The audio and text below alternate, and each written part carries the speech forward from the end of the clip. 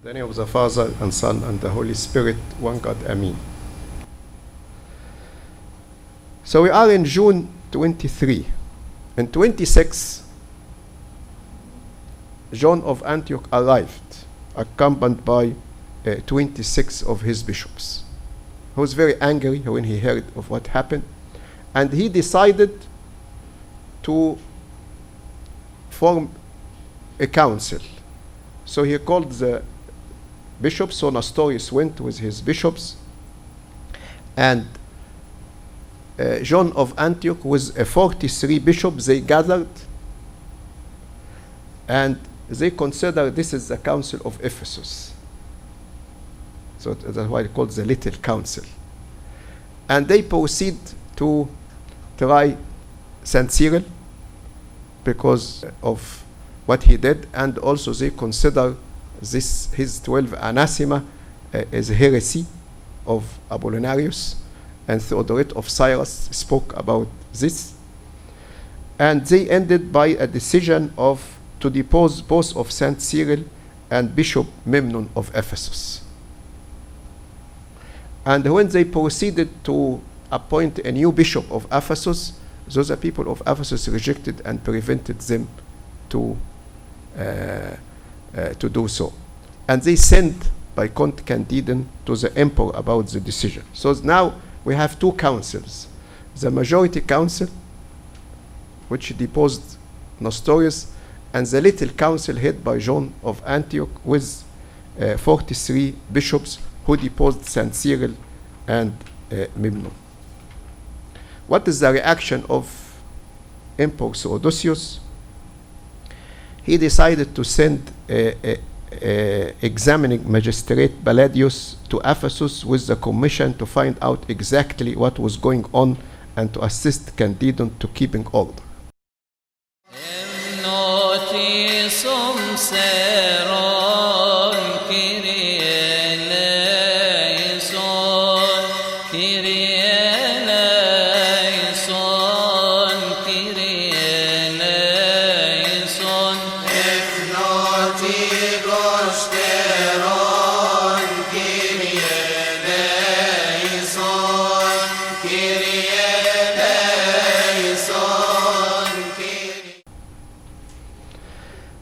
And he ordered all the bishops to stay in Ephesus until the interrogation was complete. Meanwhile, the monks in Constantinople and the people of Constantinople started to put pressure on the emperor to ratify the deposition of Nestorius.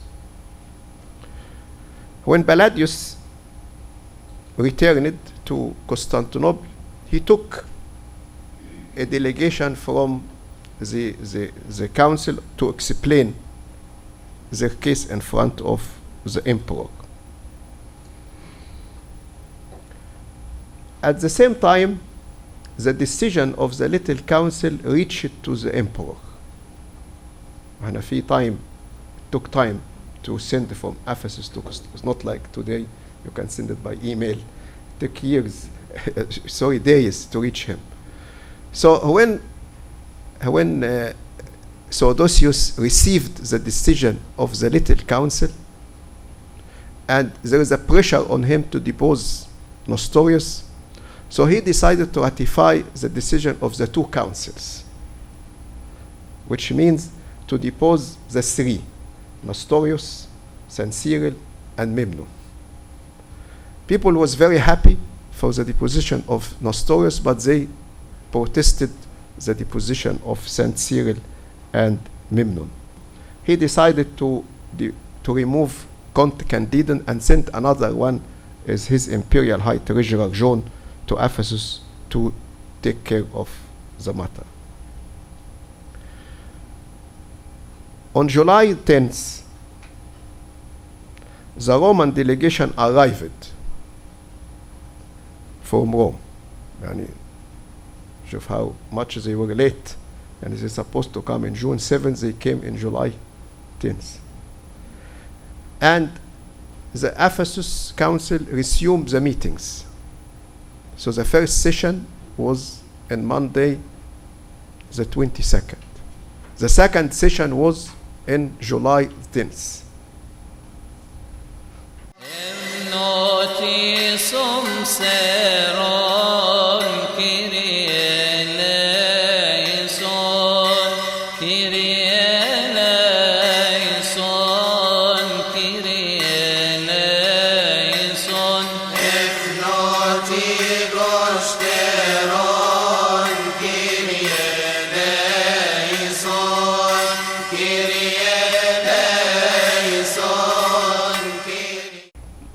At that time, the decision of the emperor to depose Saint Cyril was not yet reached Saint Cyril. He didn't know about, the emperor deposed him and deposed Memnon, or ratified the decision of the Little Council.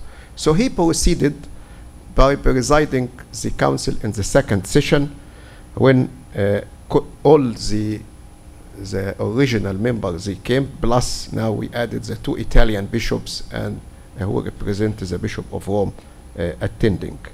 And in their meetings, they listened to a letter from Bishop Celestine, and in which he asked the council to confirm the deposition of Nestorius, which they already did in the first session. The third session was the next day in July 11, and in this session, the delegation of Rome formally accepted and signed the acts of the previous 2 sessions of the council, and the letter was sent again to the emperor and the clergy of Constantinople, requesting the ratification of the decree of the council. And then they moved to, in the fourth session, to examine the situation of John of Antioch. So they have one who forming another council, what to do with him. So they sent to him a delegation to come, but he refused to come. And in the fifth session, a third delegation was sent to John and his bishop. Again, they did not come, and the council proceeds to judge John's action against Saint Cyril and Memnon, and as wholly unjust and canonical performed. The council passed a sentence against John and 34 of his bishops, excommunicating them and suspending the right of ecclesiastical jurisdiction. They did not depose them, but they suspend them. بسميه إيقاف مش شلح، إيقاف. So the sixth session, they dealt with other issues, and they concluded by the seventh session in July 31 at St. Mary Cathedral. So officially, the last session of the council was in July 31. But they remained to reaction of the emperor. But that time, in the beginning of August, John, the high treasurer of the emperor, came in Ephesus, and he took control of the city.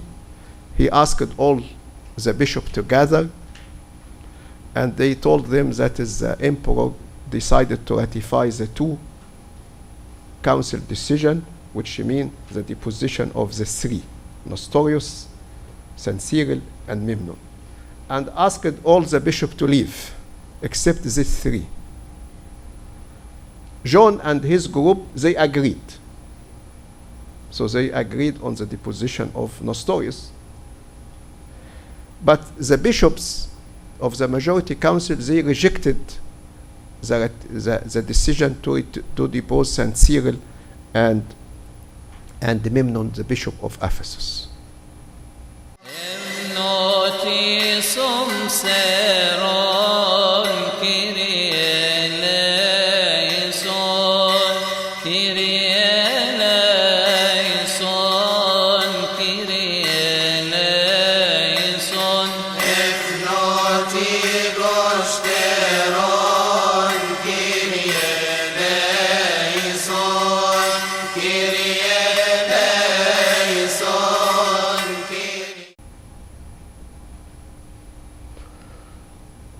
So now the emperor finds himself again, there is no solution. So he called for a small group of the bishop from the majority side and from the little council to come to him to have a special meeting with him in Chalcedon, to have like a debate. So the two groups to debate against each other, and they continued in this, started from September, and they concluded by at the end of this session, that is the Saint John of Antioch, he accepted the title of Theotokos and anathemized Nestorius and accepted the deposition of Nestorius, but he did not accept the 12 anathema, John of Antioch.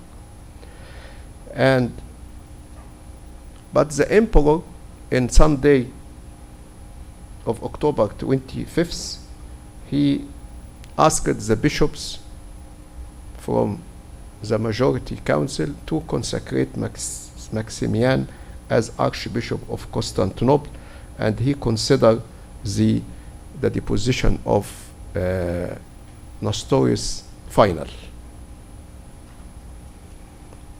And after that, he decided that is the accusation against Saint Cyril were wrong, and he allowed him to return to Alexandria, and also allowed Memnon to assume his responsibility in Ephesus, and Saint Cyril left Ephesus on October 31st, 431, and he was received as a hero of faith in Alexandria on his return. So he stayed in Ephesus from June until the end of October,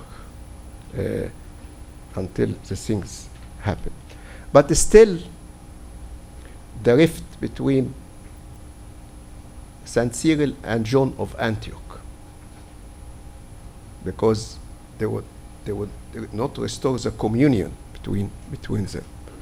So the emperor worked until they reached agreement in 433, which it calls the formula of reunion, which Saint Cyril signed, and Saint John of Antioch, and the two sees restored their full communion, Alexandria and Antioch.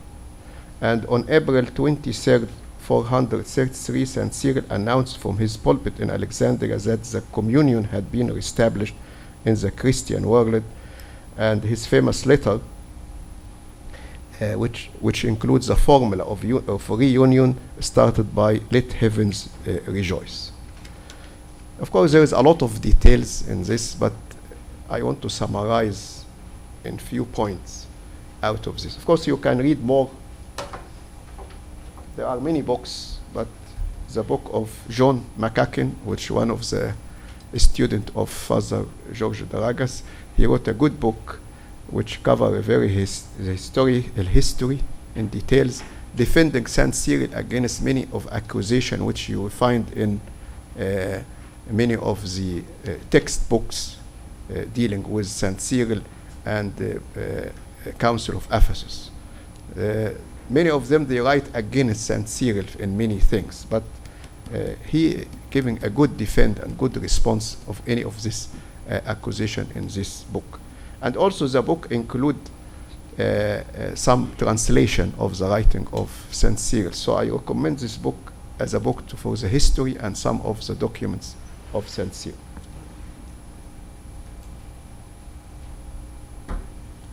This book, Decrees of the Ecumenical Councils. The importance of this book, if you are interested in the original text of the documents related to the Council of Ephesus, like the letter of Saint Cyril, the response of Nestorius, and in Greek, translated all to Latin. So you find here a Greek text, Latin translation, and English translation. So those who like to go to the original documents, you can find it in this book. This book is include all the ecumenical council acknowledged by the Catholic Church. But of course they acknowledge the Council of Ephesus, so that's included here. This book on the unity of Christ, which I feel the right title should be Christ is One, than the unity of Christ. But it is a good modern, simple translation to a writing of Saint Cyril defending the Orthodox faith against Nestorius. And it is interesting to see how Saint Cyril used the verses and explaining it, and it give you also his methodology in defending the faith and from theological point of view. We spoke about the methodology in preparation and in leadership. This is give you, which maybe in the future we can talk about it, but it's a good reading for you and encourage you to read.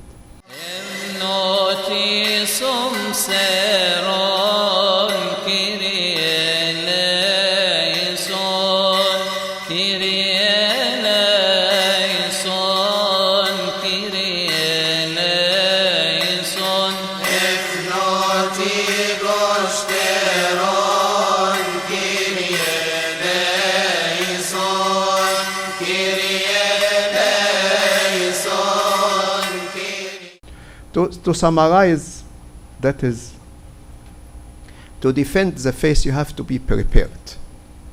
Even Saint Cyril, the great theologian, who spent his life studying, he brought up in the most famous theological school in his time, School of Alexandria, and he was taught by great theologians. He was very near to the writing of St. Athanasius, but also he spent months in studying the writing of Nestorius. He went to the documents. He did not hear about what he said, but he read what he wrote. Not only one sermon or two sermons, but many, many sermons. And he prepared not only his answer, but also what the father said. And also, of course, the father's writing full of quotation. And when we want to defend the faith, we should not depend on our thinking, on our intelligence, but we go to the fathers. And as we just keep what we received. We are not to invent, but we explain. So the faith is given by the Lord Jesus Christ. And the apostle preached it, and the Father kept. And this is our responsibility. And this is the importance of this project, is to go back to the Father. Theology is not in vacuum. We live in a world. And this world have politics, social factors. There are people who are influential. And if we ignore these factors, we may lose our battle. So Saint Cyril, beside his confidence in what he was defending, but he also considered that is to win the battle, you have to consider the people. You have to consider the political situation when you are living. Not to compromise, but to benefit. So he understood also the political situation, the politics in the palace. Who are the influential people? He considered the Bishop of Rome. Of course, there was a big difference in the theology between Alexander and Rome at that time, but he considered this because it is a part of the Christian world. And he did a good preparation. He presided over the council, but he was not a dictator of the council. When you read, you find many motion was said by bishops, not by him. Jovinal and so on, they asked this to be read, he accepted to be read. He didn't say, this is my letter, this is a standard of faith, you have to, but he came in a humble way. Confidence with humbleness, with wisdom, in understanding the signs of the age. He understood very well the signs of age, علامات الزمن, when he lived. And that is why he could lead the Christian world against this strong heresy and kept the faith, and he restored the union. He accepted the union with John of Antioch, because his aim is to keep the peace of the church, to keep the faith, but also to keep the peace of the church. And he spent the last of his years, he passed in 444, as I said, explaining, sending letters to the bishop, because some protested about this reunion, this formula. He explained to them. He explained he didn't change anything, but his focus is not words or phrases, but his focus is the essence of faith. And this is the spirit of St. Athanasius as well. And this is the spirit of the fathers. That is, not to be distracted by subsidiary, secondary things, but we focus on the faith. So long we agree on the essence of the faith, even if we use different terminology, but we have not to miss the essence of faith and to be divided because of focusing on some words.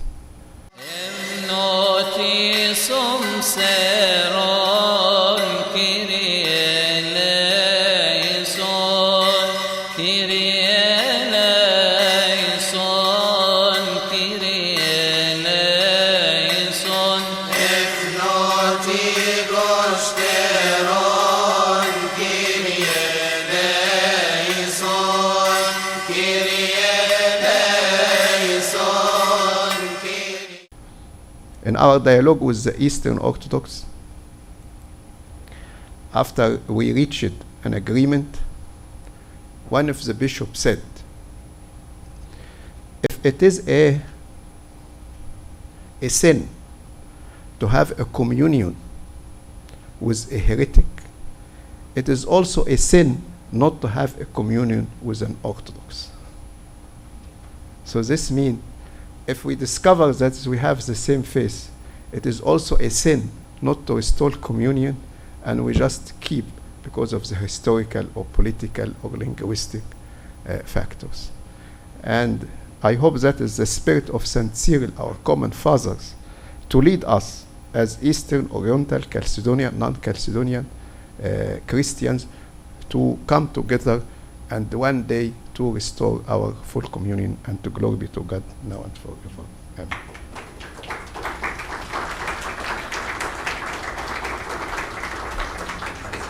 If not